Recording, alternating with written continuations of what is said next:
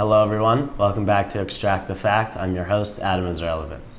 So today we're going to be talking about another social issue. If you've noticed throughout the week, we've been covering these kind of hot topic, controversial social issues, and that will continue today, and also tomorrow we're going to be covering another one. So I'm excited to bring you guys this today, and we're going to be talking about should there or should there not be a death penalty in the United States. And I know this issue has been talked about quite a bit, and many people know about this issue obviously, but there are some intricacies that are important to understand before you make a decision about the death penalty, as it is a very important topic in American politics. So I want you guys to be as informed as possible. So we'll dive right in. First, I'll be arguing that yes, the death penalty is in fact needed to maintain law and order. And on the flip side, I also know the death penalty is immoral and illogical, so it should be eliminated from the United States law. This is a personal issue, and it combines many different factors. So on previous episodes, we look at kind of just economics or just social perceptions or just cultural heritage. The death penalty is one of these key issues that really combines a lot of factors. So that's why it's important to understand all factors before you make your opinion on it. So first, I'll argue yes, the death penalty is needed. So a primary reason for the death penalty is that it gives closure to friends and family who have been affected.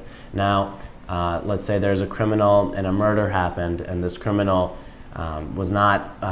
the death penalty was not used on this criminal. Many friends and family would not have that closure that finally this criminal would not be out and about causing harm to other families, to other friends. And that gives, even though the criminal would still be in prison, it does give the family a sense of closure that this criminal is finally no longer a threat to society in any shape or form.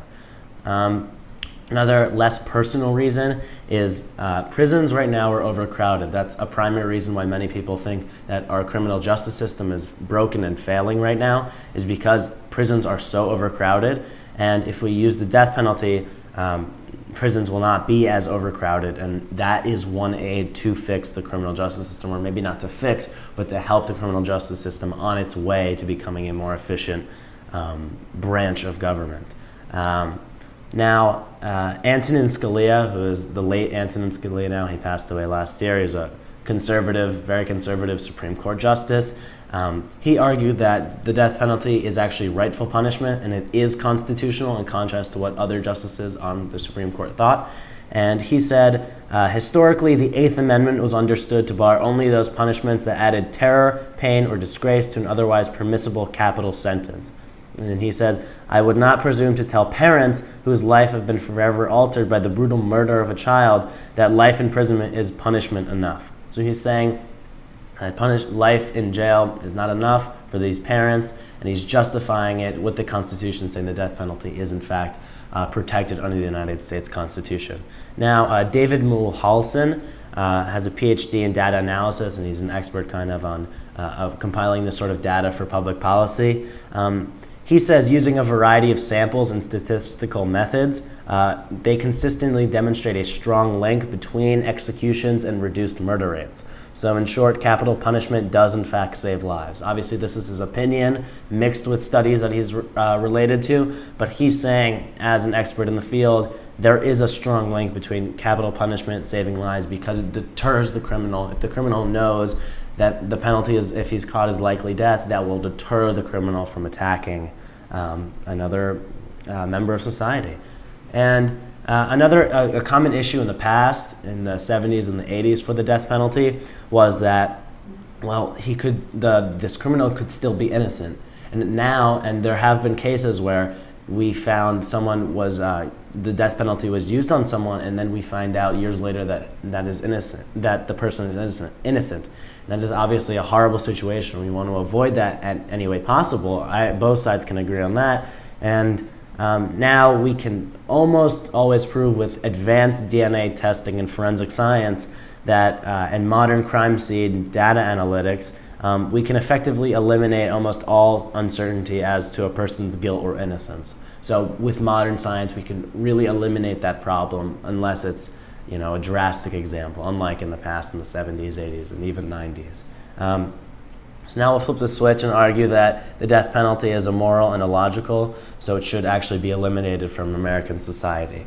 A primary argument from this side is that there's a clause in the Bill of Rights that says no punishment should be used as cruel and unusual, and people that don't like the death penalty and think it should be overturned say the death penalty clearly is a cruel and unusual form of punishment, and they say, well, if we use the death penalty, what separates us from our enemies across the world or terrorists that are using this same kind of logic, maybe on a different judicial scale, but they still use this practice, and many see it as a barbaric means to further justice in the 21st century. Now, balancepolitics.org also points out that there are a lot of legal hurdles when using the death penalty. So, for example, appeals for the death penalty clog the court up time after time after time again, because obviously it's not just the judge makes the decision that's final. You can appeal in our judicial system, and that is similar to the episode I did on drug decriminalization, how all these appeals are again clogging up the courts, and they should be focusing on the jobs that they know how to do and they were trained best for. So these issues can be mitigated by changing public policy, and that would free up again our criminal justice system, which does need fixing in many people's eyes. Another argument is that actually life in prison is worse than the death penalty, because you have to live with the decision of whatever horrific act you did, and the person must deal with the magnitude of their consequence for life. They are not just, the death penalty is not just used on them and then that's it. Finally, Richard C. Deiter, who was the former executive director of the Death Penalty Information Center, was speaking to the Nebraska state legislator, and he said, and I'll just pull it up here, he argued that jury selection, the trial itself, and initial appeals will consume years of time and enormous amounts of money before an execution is on the horizon.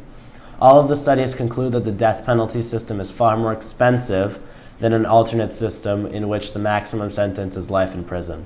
So this is again bringing economics back into the fold, and there are a lot of studies that back up that prison and life actually costs less than the death penalty, and there are studies, and this person from the Death Penalty Information Center is citing that as an economic reason to nullify the death penalty in all states.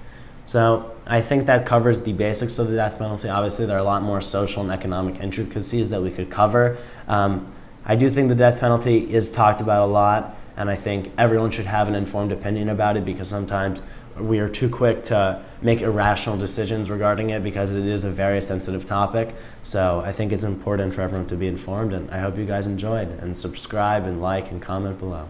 Thanks.